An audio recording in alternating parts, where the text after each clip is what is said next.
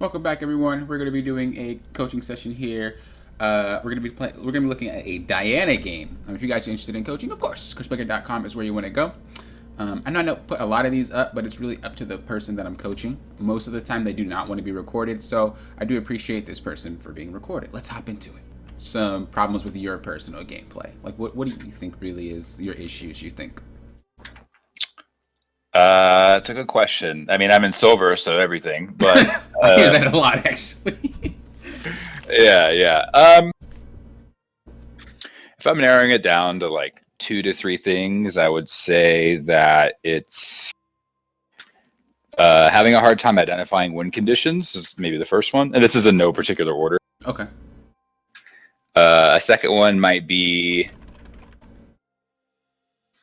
like knowing.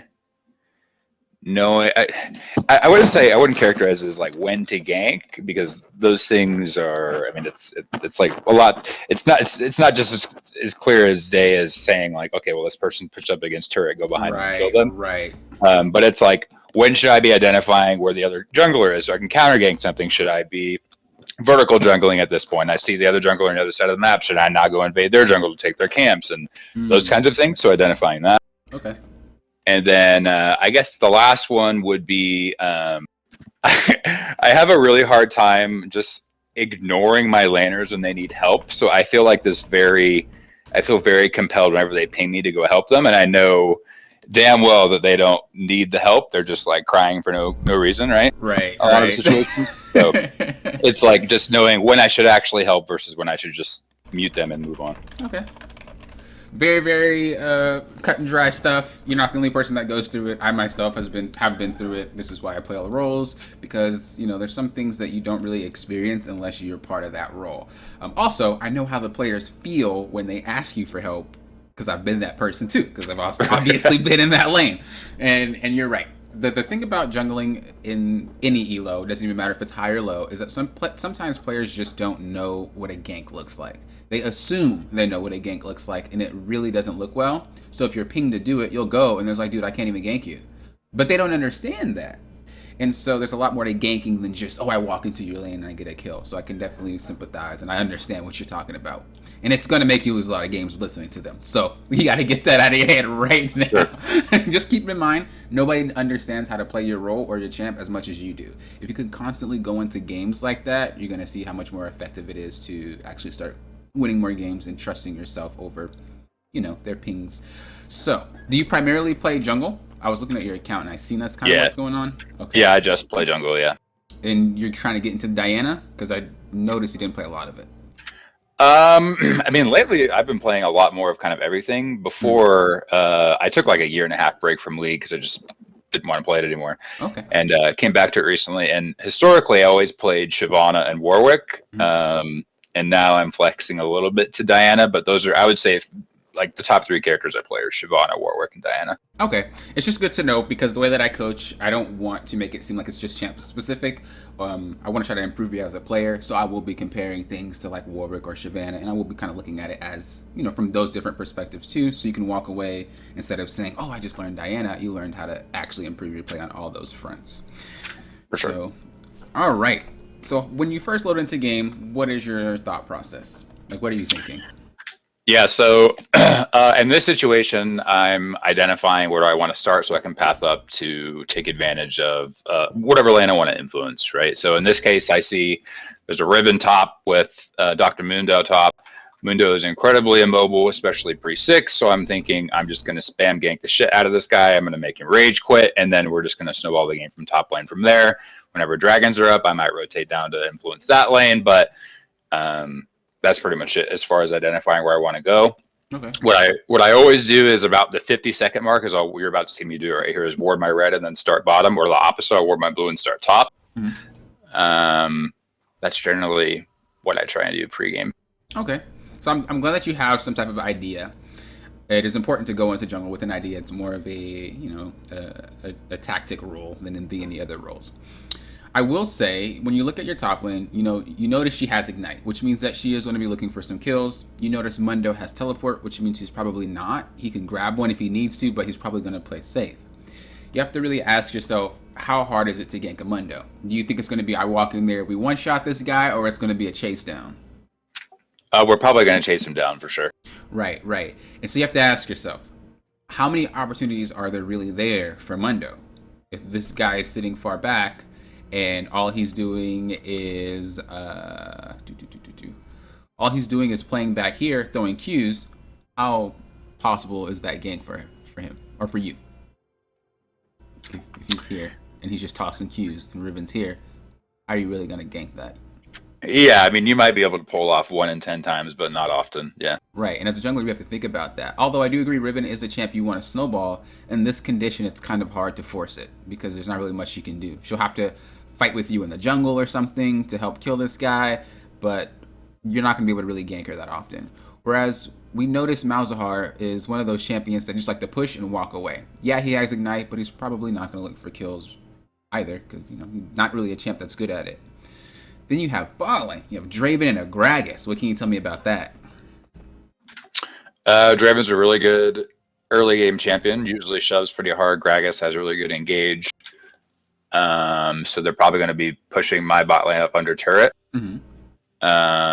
On my side of the house, Senna has decent engage with her stun. Kai'Sa has like not great follow up pre 6, I don't think. So I'm thinking in this case, maybe it makes a bit more sense to go from top to bottom.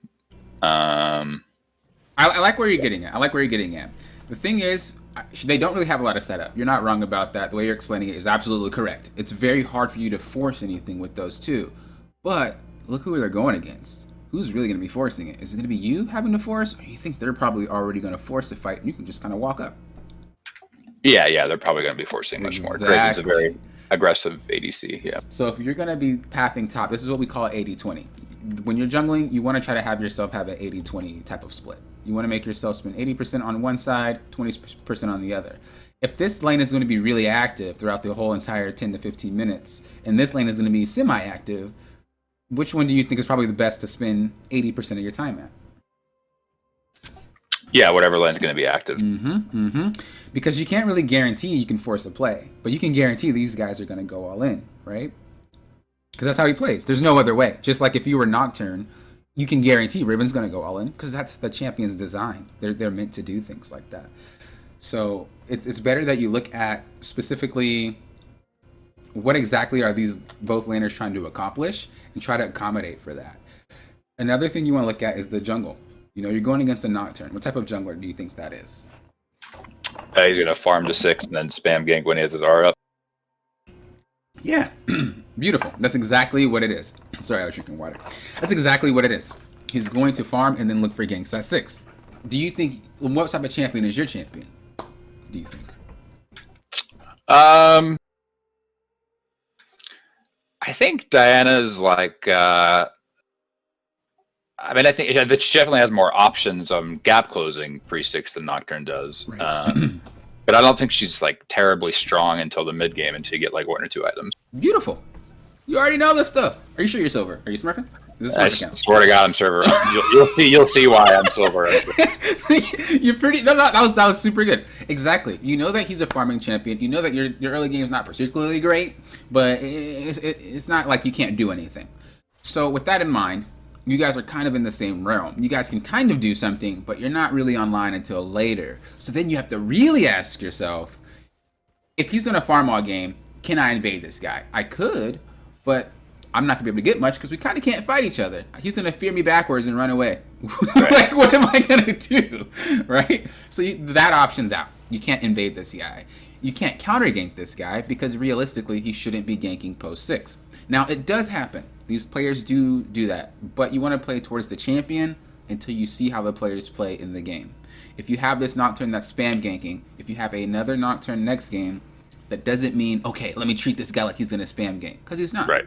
You have to treat it like the champion. And so with that in mind, we know that, okay, well, Nocturne's probably not going to be as active. Cool. So then you have to ask yourself, well, Nocturne's not going to be active. I can't really invade this guy. The only way that I can invade him is if I have help. You could technically get help from Riven. You know, she's going to be shoving up, and you can ask her to rotate. But you have to rely on your team at that point. And if you're climbing in solo queue, it's very hard to rely on your team because a lot of them don't listen. So the easiest way is to play around what you know. These guys are going to be really hyper aggressive. Let me play down there. I mean, I can already see they're being hyper. Hold up, what even just happened? They're already shoving up and stuff. What happened? Okay, so let's say you started red. You started red and you path towards bottom. You can do a 3-camp clear. 3-camp clear and full clear are two different things. So here's just how you know to do which. So do a 3-camp if you feel you need to impact a lane. Do a full clear if you feel you can chill. If you're thinking about this lane here, this bot lane, if you were to path from bottom to top, or from top to bottom, do you think this is a 3-camper or is this a full clear? In this situation, probably a 3-camp. Okay, and then when you're pathing up, if you were to continue doing what you're doing now, you think that's a full clear path or a 3-camp? Probably a full. Beautiful, beautiful, beautiful, beautiful, beautiful. Exactly. So let's just see what happens. If we were to do 3 camps here, if we went from red to blue to Gromp, what would it be? You wouldn't really be here yet. You'd be close, but you wouldn't be here. They already went in, little engage. You'd probably be here by now. So what we would do if we were here is we would wait, because they're gonna fly in again eventually. You're also waiting for Scuttle Crab to spawn, so you're not technically wasting time because you're still waiting for that crab to spawn. I know Diana likes to farm, but in this situation, you can't really just let this lane play out, because if this lane loses, although Kai'Sa does scale, if he starts rolling, it's going to be very hard for you. Yeah. So you are going to have to kind of wait. And boom, there it is. You would have waited for what, 10 seconds, 15, and then you got a double kill right now. That's one, that's two. I mean, if not a double kill, you would have killed that guy at least. Or it would have just been really close with those two, but you would have gotten a kill at least, or at least burned some stuff. And that would have been good. And then you go back. And what that does is, psychologically, they're saying, oh, I can't really be that crazy and aggressive because Diana's going to pop out again. After this gank that you did, you recall, and then you just path down. You start your Krugs, you do your Raptors, and you path down. By then, your Gromp should be up, and we're full clearing down. We don't 3-camp anymore after that. And now you're spending 80% of your time down here. And again, this is a very, very active lane. So if you're always around the lane that's always being aggressive, you should have kills out the Hahu. Like, you should just have kills all the time because you're always here. This is why when you watch streamers or pro players, it seems like, why are they always in the right spot at the right time? Why does it seem like they get so many ganks off and I don't? That's why. Because you're pathing to a lane that doesn't really need you that often. So it's very hard to make anything happen. You're right. It's just, he's in the exact same spot that I said he would be in, right? From the get-go. So now you're waiting to counter gank. Or this guy's going to walk up and be crazy. But he's just been safe the whole time. Let's see how this plays. Okay, we see the Nocturne hit the little cone. Let's see what you do.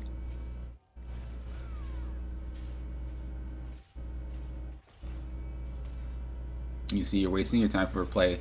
That technically shouldn't happen. There's no way you should have gotten that kill. That was definitely one of those things where he's just being very... I don't know why he walked up. This guy's crazy. I like that you read it. You read it. I'm not going to give it to you. You wasted a lot of time, but if this guy was a better player, that gank shouldn't have happened.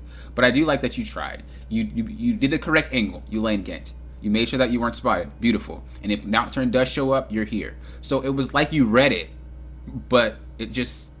It shouldn't have happened, but you did a good job reading it. So it's also the wrong lane, though, right? Like, yeah, that's true too. But you had to deal with what you had, so it's kind of hard to be like, well, that was the wrong play because you intentionally pathed up top. That's like the only play you could go for. Obviously, you didn't get the crab there, but I did like that. What were you actually thinking? Were you thinking you'll get a kill here, or were you thinking you were gonna fight when Nocturne showed up? What was your thought process? I thought for sure Nocturne would show up. Okay. For sure. That's what I thought too. You just happened to get that kill there, and it would have been a good counter game. Don't get me wrong.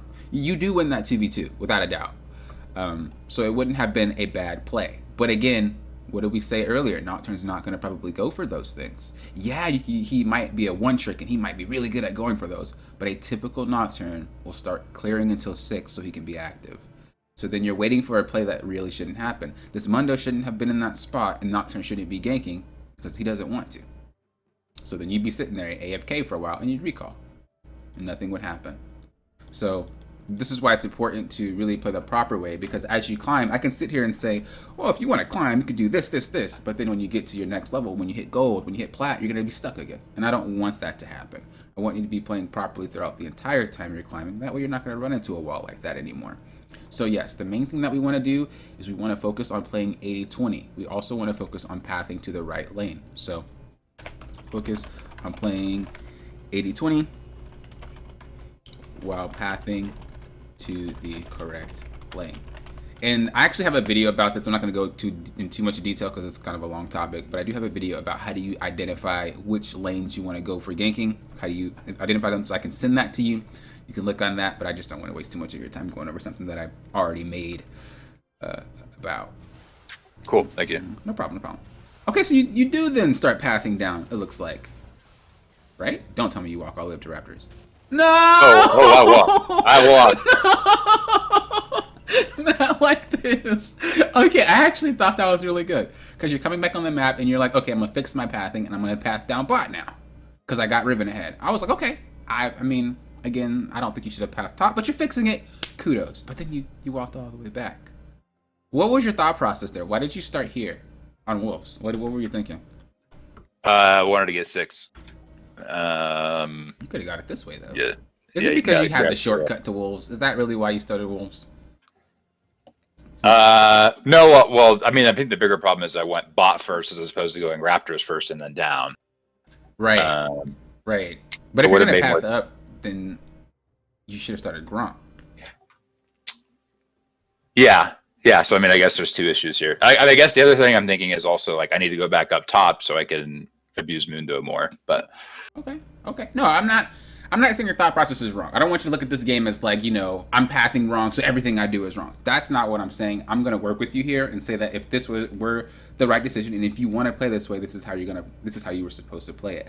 I don't mind that you're pathing up, but you really got to make sure that you start on the outer camp, because you're basically wasting time. You're doing this. You're going here, then you're going there, then you're going there. Yeah. Good point. Right? Okay. You don't do that. You want to go here, here, here, because if, let's say, a fight was happening bottom where you seen your support was walking to ward and you see Nocturne, you're already here. But what happens if you go here, here, here, and you're making your way up? Then you just have to like turn around and come back when you're already here. It's way quicker just to do that. So I do think, again, you're pathing in the right direction. It's just we should have started on the outer. So I'm not going to write that down, but you always, always, always want to start on the outer side, because it allows for more playmaking opportunities. If we start here and we do this, we go from, let's just say, boom, we have an opportunity to gank. We go this way, opportunity to gank. We go this way, we have an opportunity to go middle. We go this way, opportunity to gank mid, and then this way, mid. But if we were to do it the opposite way, opportunity to gank mid, if something happens mid, I have to like U-turn. And then if I go here and then I go back down, I have to U-turn. It's just way harder to play the game that way. So definitely try to path in a line. Think of yourself as a train. You're coming out the station, which is base, I'm moving. Let's just say you get to Raptors and Riven needs you. Sorry, bud, I'm spending 80% of my time bot side. So you're on your own. If you need me, you should have needed me here. Because remember, you are only spending 20% of your time on one side. That means when you're invading, should be on the 80% side. If you're forcing an objective, should be on the 80% side. If you are forcing a gank, again, 80% side. That makes sense? Yeah, so I have a question, I guess, about that. So okay, on the 20% side, is that 20% dedicated to primarily clearing the camps that have respawned, and then, for example, if I'm focusing my 80% times on bot lane, the 20% is on top, is the 20% both the camps, then also what I need to do to get Rift Herald if it comes up, or like I guess my question is, if we're only spending 20% of our time on a place and the other 80% on the other side, of that 80% of the time, there's going to probably be a large portion of that time where the camps are down, they're despawned, I can't farm anything. Is that then invested into either sitting in brush waiting for a counter gank, going into the other jungle? Like what am I doing in that time where the camps aren't up and I'm not farming? And there's maybe not a play materializing. Got it. That's a good question. So the 20% time is when you are going to have a play just pop up randomly. Like right now, let's say you're on Krugs and you're like, oh, that's free. That's not something you're forcing. That's something where it's like, I'm just going to go grab it real quick.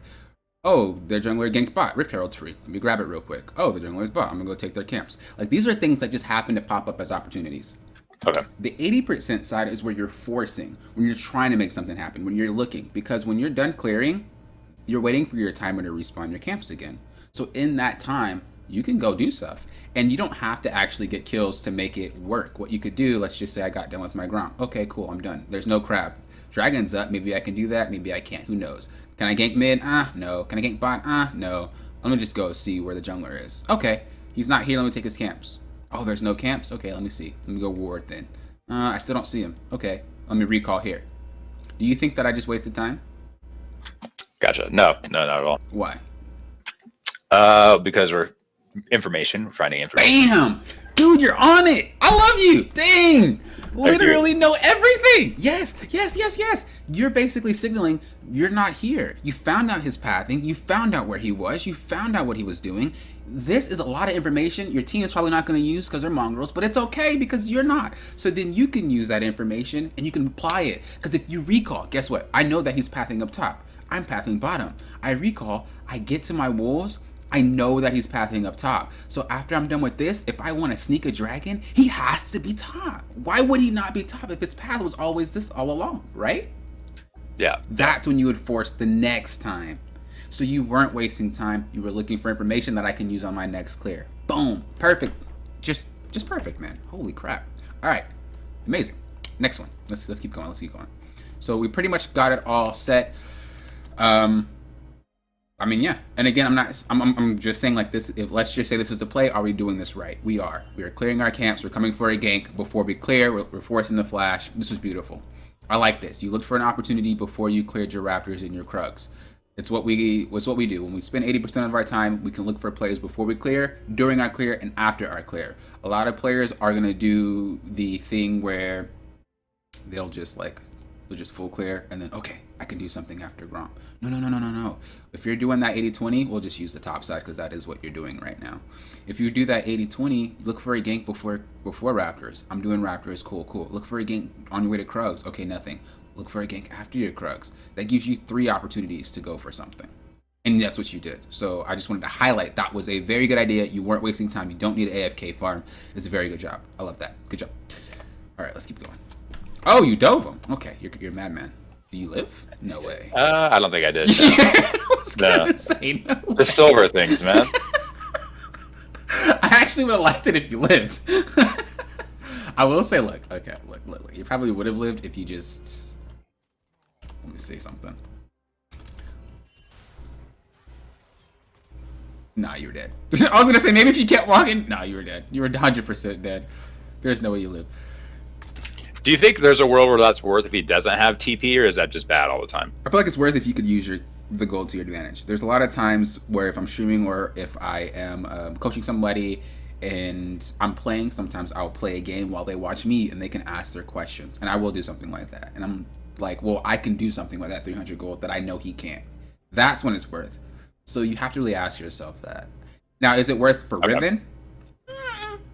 Not really, because he didn't really lose much. He just TP'd right back. So for her, yeah, no. You kind of just gave him 300. So again, if you think that you can use that 300 better than he can, worth all the time. If you feel like you probably won't, then it's rough. All right, this is actually a very important part. So we are leaving base. We know that we died, so we didn't get a chance to clear our camps. We have to think. If I clear my camps now and I go for a play, the crab will be spawning, my buff will be spawning, and my camps will be spawning. If I go for a play after I'm done, this dude is getting rich with experience and gold. So I'm curious to see how this works. Let's see what you do. You're going to lose a lot. When you're playing against a farming jungler, you want to make sure you clear the side that you're not going to be on. So like this is your 20 side because obviously you're spending all your time here. We want to make sure this is always down. So if I were you, I would have pathed down, cleared my stuff real quick, went up top. That way, if I do die, like I just did, and he checked my camps, there's nothing there. So that way he can't capitalize. You want to basically cover your own butt. So let's see what you do. You see he got dragged. Imagine if you went down there, and that was your actual thought process. And you just walked down to see what was going on. Let's see. You wouldn't be able to steal that, I don't think, but... Maybe you would have been able to stop it? I don't know. You probably could have walked in and scared him. If you couldn't have stopped it, you couldn't stop it. But definitely try to walk yourself in situations like that. I know players typically let things go, but if you could just like walk and show yourself, and it's a really high HP, they might just think twice. So you can do that. But that is a free dragon that he just got. And like I said, imagine your camps were up he would just get free camps too. So it's really rough. When you are doing things like that, make sure you are paying attention. That if you die, you are losing on a lot. So let's see. You showing yourself. If he's smart, he get the crab, he get your blue, and then your Gromp's about to spawn, and then your wolves are about to spawn. Let's see what he does to the fact that you gank top. Good kill. Help her shove. Help her get plates. We want to try to bust these towers open as fast as possible. Always tax, always get plates. You don't have to take everything if you get the kill. Just help her shove. They're probably going to ping you back. It sucks, but it is what it is. We need to break these towers. So I would like to see you do that every single time that you gank, even if it's like 5 minutes deep. Obviously, if it has the barrier on it, then it doesn't really make much sense. But bot tower doesn't have that resist early. Only mid and top. So if it's pre-5, these are going to have the barriers, but bot won't. So if you gank bot pre-5, you can walk up, smack it a little bit, and just whittle it down. So every time you come back, the tower's eventually going to break. So I do want to see that. So after every gank, look to tax, plus take plates. And if you can't take plates, whatever, at least you got damage on the tower. The goal of taxing here is to make sure that you're relevant. The time that you spend ganking, especially if you're chasing down a champion, is a lot of time you're not farming. So the way that we compensate is for that tax, right? Just like police officers, if they come to a house and there's nothing going on, you just wasted my time, but tax pays for that. Same thing. Same thing. So you're going mid, going for that gank. Okay, so that's a gank that just would never work. You don't have ult, and he's not close enough to snare. So don't go for it. When you pop out, you're giving this guy information. You want to be sneaky. As a jungler, we don't want them to know where we are. So be sneaky. As I said, you didn't clear your camps, so we can assume this guy's down here. Go take his camps. At that point, that's what we would do. And if he is there, we know that your camps aren't taken. But it would suck for you to go down, check your camps, took your camps, and then you were already here. You could have just taken his while he was taking yours. That is vertical jungling. And so this is going to answer that question that you said, which how do you know when to do that? You know that you did not go bot to clear your camps. This guy popped out. Or not this guy. You popped out. As a smart jungler, he needs to be like, well, they're top, I would counter jungle. Because you would do the same thing, right? Right. Why wouldn't you? So now you have to get in his head. Well, if that's what he's going to do, how do I then beat that? And it's just a game of, I always say it's a game of like, of table tennis. It's like, okay, well, I'm going to hit it this way. Boom, I ganked. Your turn. What are you going to do next, Nocturne? Well, I'm going to take your camps. Boom, your turn, Diana. What are you going to do? Well, I'm going to take your camps. Boom, okay, your turn. What are you going to do? Whoever doesn't hit it back wins. And if that person can continue to win throughout the entire game, or throughout the entire laning phase at least, you're going to be ahead every single time. And so you have to think about it that way. It's play for play for play for play for play. Whoever runs out of those plays are going to end up losing. So just keep that in mind. Right now, you just lost because he could have taken your camps. He didn't, unfortunately, but let's just think that he did. You just lost there. You're going for a gank. He didn't really work out. He didn't lose anything. That's not a play that Nocturne had to react to. Okay, you're going down, looking for another gank. I like this. I do like this. I'm not going to lie.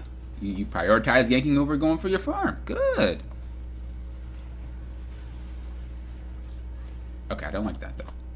I don't like the execution. The thought process, perfect. Execution, not.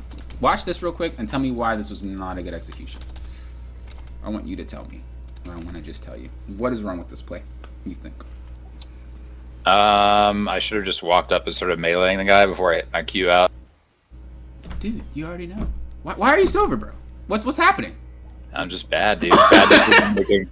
You already know. You already know what's going on. Good job. Double kill, perfect. Again, I'm nitpicking here, but you have to realize players in higher elo are going to outplay the hell out of you. So you need to be ready. Right. And the easiest way not to get outplayed is to not expend what you don't have to. So that was a good job. Pushed it forward. I would tax that next wave. I don't know who pinged you back, but it's a lie. Oh, that was you! What? Okay. Why do we want to tax this next wave? A couple reasons. If we can get turret plating, probably unlikely in this situation, but it's more about the bounce back to the other turret. Perfect. You just screwed your laner. They can 2v2. Why would you want your ADC to be down here? Because bot lane players are dogs, man. Yeah, let me just make my ADC int because they're dogs. That's good logic. They're shoved up. They're gonna get 2v2. They're shoved up. They're gonna get ganked. That's he can get roamed on, TP'd on. All that bad stuff is happening because you just screwed him.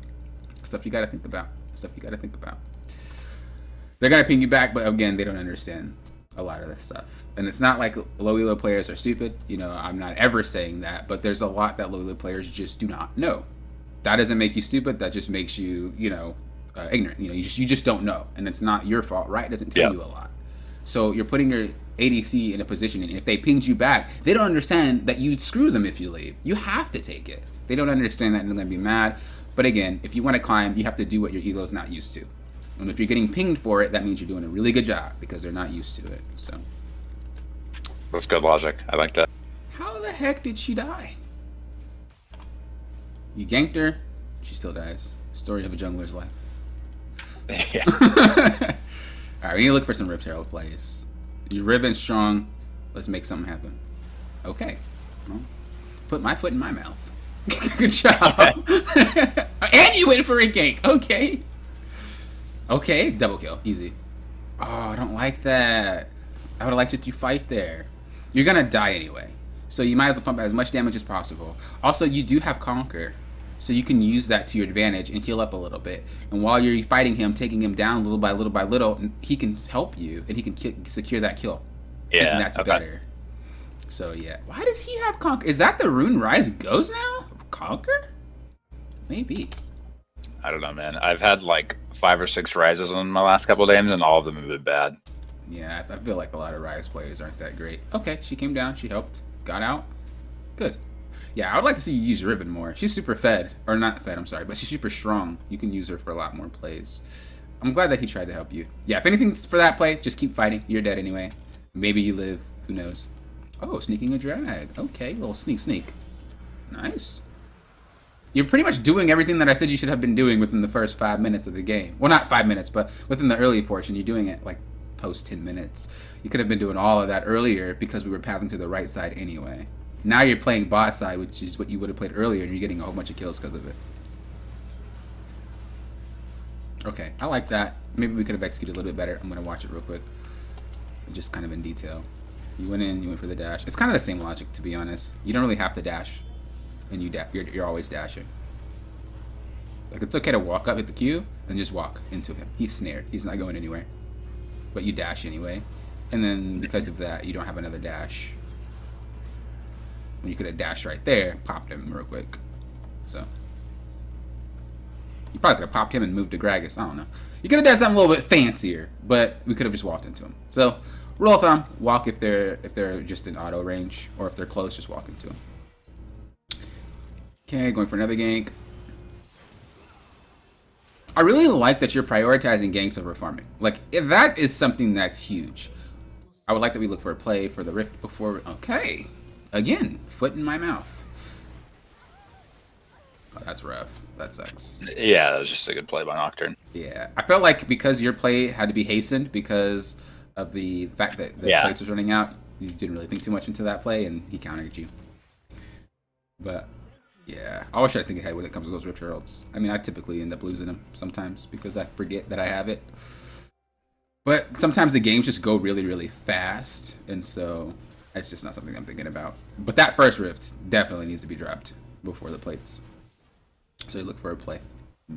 Okay, you're pathing up top again. Again, I would just love to see you path bottom. Like, switch your pathing based off of what's happening. So when it's coming to mid game, I want to say that's usually when you want to path towards objectives at this point or towards plays. Again, what is most likely going to be the side that fights are going to take place? Is it top with this Rivet, or is it bot with that Draven and that Gragas? Yeah, it's definitely bottom. Yeah, so you'd be pathing towards them. Same concept late game. You want to clear camps near your team. Going in for another gank. We don't know where Nocturne is. We don't know where the Mundo is. This is not a good gank. We want to make sure we know where everybody is before we do things like this. Now we're just forcing it. What's causing you to force it? Before you were so calculated. What's going on? I don't know that I have an answer for you. I feel like I just see opportunities and I take them. I like to fight, I guess, is my answer. Okay. I like that you're honest. You're not wrong. I think sometimes you're getting into a habit where this ELO gives you so many free things you can't really tell what's not free. It's like if a kid touches a stove and it's off, and the parents are like, don't touch the stove, it's dangerous. And you're like, well, I don't care. It's not hot. See? Ha ha ha. Not one time you touch that stove and it's on, you're going to get burned, right? That's how low elo is. You don't really know you're getting burned until it burns you. That play right there, if it was a high elo play, we know before we get burned that that's not the good play because we've been taught, right?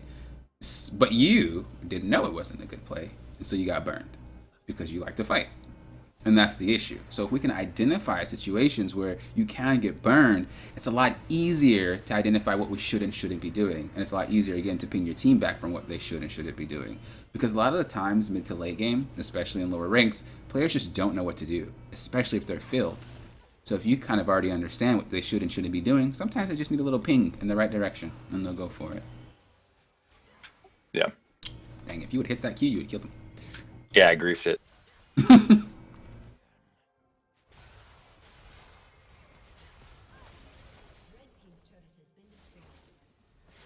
All right, now we're just everywhere. Now we just don't have a game plan. So your weakness is definitely mid to late. You're very calculated when it comes to your early game. Whether or not you're passing to the right or wrong side is irrelevant because you actually know what you're doing. So I do like that. But mid to late game, it seems like we're getting lost. Is that accurate, or you feel like I'm wrong in that aspect?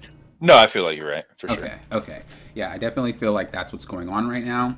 And to remedy that, we want to think about objectives. The very easy way to make sure that we are on track is objectives. So what we want to do is we are going to press tab. A minute for Dragon. Okay, what do you think in this particular situation, given the circumstances? I'll actually let you move forward a little bit. Okay, right here. What do you think right now would be the best play if Dragon's coming up in 1 minute? Back, spend my gold, and path bottom. I mean, dude, you got it. I have to ask ourselves though, why do we clear camps? I mean, That's a jungler. I'm not trying to trick you. It's gonna be an easy answer. money. Right. What else? What's the other thing that we clear camps for?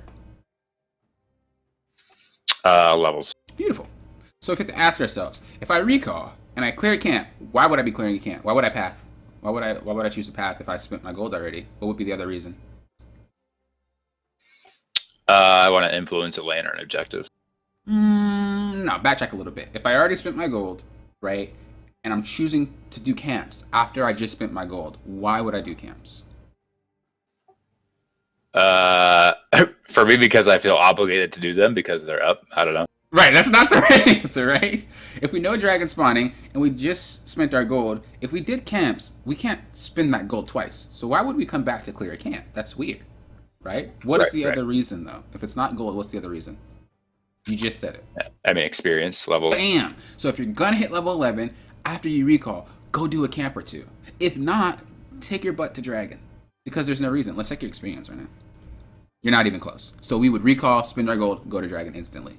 It allows us to get there on time. It allows us to ward up because we're not going to level. So why would we spend our time? If there are camps bot side, I mean, do them because they're there. But we should not go from here to here to here to here to here to here if we're not going to gain anything anyway. It's just making us stall. That make sense? Yeah.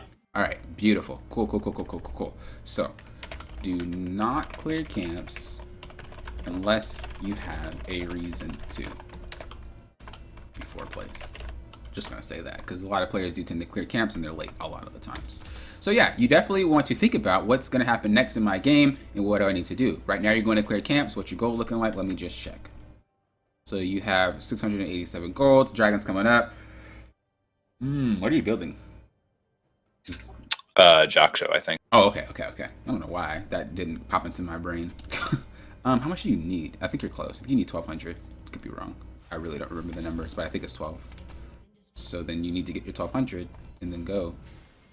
You see how you're not on track? If you understood the dragon was coming up, you would understand I need to get this gold to get my Jaksho to then go to dragon. That already put you on the path of what you have to do. I need to get gold, and if it doesn't involve me getting gold, then I'm not doing it. Boom. Get your Jaksho, go to dragon. Simple as that. 1, 2, 3. But because we're all over the place now, you're in that kind of limbo where it's like, once you get lost, once you lose tempo, I'm going to tell you, as an experienced player and a coach, it is extremely hard to get back on track. It is not just you. It is hard as a jungler to get back on track once you lose your momentum. It's incredibly difficult. So you want to make sure that you control the game the entire time. Because now then you're resetting. But like you're like, I can't reset because there's something happening. Absolutely. And it's like, okay, but now I want to go clear camps maybe. Oh, let me go do that. See? Yeah. Yeah. And it's like, okay, See, now you can see why I'm silver. I mean, you're not wrong. Because now you're gonna say, I'm gonna do Krugs. Okay, dang, they got Dragon. Well, let me go push top, or let me go get Krug or Raptors. Okay, I'm gonna go push top instead. All right, now that I'm gonna push top, maybe after I'm done pushing top, I'm gonna grab his Gromp because I just seen he was bottom. Oh, I'm gonna reset. Okay, now you're back. But like, now the play's over. They don't need you. There shouldn't be a fight when you get here, and you're gonna go clear something else. Yep. I know. Look, I've been there. I'm laughing because I've been in your shoes. I'm not laughing at you. I'm laughing with you. I've been here. I know exactly how you're feeling. I know exactly how it is. And these are the points where it's really hard to improve because you don't know what is happening. How do you know what's happening? But the reason why we're in this limbo is because we lost momentum. Stay on track. We want gold and experience because we want to be strong for the next play. I want gold because I want items. I want experience because I want levels. So stay on track with that. It helps a lot. It helps a lot. I promise you. You will never be lost in a game if that's what you're always thinking about. All right, let's just continue this. Because I think we just figured out kind of where we went wrong and how our play is impacted by it. And this goes the same thing for your Shyvana and for your Warwick. It's the same exact thing. Warwick's a little bit more crucial because that champ thrives off of leads, whereas Shyvana can kind of AFK farm it up. But it's the same thing. Before you go for a play, you need to make sure you spend your gold and you make sure you have your levels. That is what we want. We want to be as strong as possible. So the next play that's going to happen is going to be Dragon 2 minutes and Baron's up. You're going to need to be able to rotate to Baron if it gets started. And we're going to need to be able to obviously be on Dragon when it gets started. And then the third thing is we're going to have to be around if our team decides to chimp out because you need to impact that play. So we are on 2 items. We don't have any other item component, which means if you were to back right now, you're not going to get an item. Do you think an amplifying tome? I mean, what's your next item? I'm just like throwing out an item, but what's your next item? I actually don't remember what I purchased next. I have no idea. Okay, just give me. What would you buy? Probably like Zanya's or something. Okay, so let's just say we get an amplifying tome or a cloth armor. Do you think that's going to make a significant difference if you recalled right now and bought that? No. Right, it won't. So then you have to keep in mind, like, okay, that's not what I'm going to back on. If you back on a Seekers, that's kind of cool, I guess, or maybe a Codex, cool, or even a stopwatch, cool. But if you're not going to get any of those 3, there's no reason for you to back. And so what will we do? The thing that we usually do to get gold. Do our camps, look for farm. If we need to help impact a fight, we impact a fight, but we're raring. We're good to go. Any fight that takes place, I want to be a part of it. I want to fight because I'm on my spikes. Let's do it. Be careful of taking like farm away from your other players because you're putting all your eggs in one basket. So, which means it's you. And if you fail, you lose game. So be careful with that. Okay. You're not in the wrong. You definitely want to fight. What? Did they really just take that from under you guys' nose? No way. They really did. Wow. I would force this. Why do you think I would force this? There's something that a lot of players just don't know, but maybe you know because you're really smart. Why would I force this play right now? Majority of the team is probably backing or is already backed at this point, and so we might be able to take like a 3v2, 3v3 fight. Why else?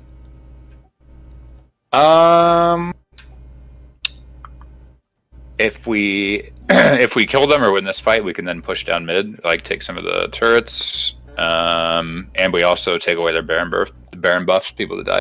All those are really good answers, but one of the main reasons why we want to make this fight happen is because Baron gives you a armor and magic resist debuff. You will one bang these guys because they have that debuff. They don't understand that, which is why he's trying to fight you, but you guys will obliterate them. This is why when people take Baron, they run away. That debuff will kill them. I actually didn't know that. Yeah, I'll show you right here. So if you click them, right here, this unit has been tainted by the void. They will suffer 0.5 armor reduced magic resist, and it's per stack. And this thing I think stacks to 99 or 50. I lied. I don't think it's 99.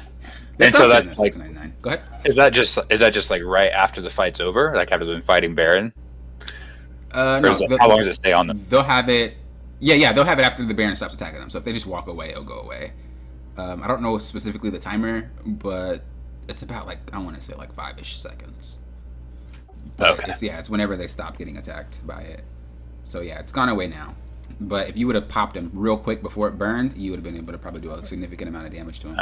Okay, so they're kind of trolling in that situation then, knowing that. I've been there. I've done it too. I've learned the hard way. Okay. That thing obliterates you. I've been fed and got one shot, and I'm like, bro, in what world? The thing is, it stacks, so like it's gonna get you, and it stacks by a lot by whoever's tanking it. All right. So we know that we're potentially not as strong as we could be. We need to look to get our items. We also need to pay attention to our teammates' items. Kai'Sa has one item, and their whole entire team has a boatload. So we need to be careful. In this aspect, if we can split them up, that's cool. Maybe push a lane out. Maybe get them to rotate to you. But we can't really fight a 5v5 right now. Unless we pick one. So that's going to be your main goal. Do not look for a 5v5. You have to understand we're losing right now. You could just press tab and see by items we're losing. So we don't want a 5v5. Ping back, back, back, back, back. Any fight where it takes all of us, we don't want to do it. I know they're clumped up and it looks juicy and it's a nice R, but you're not going to win it.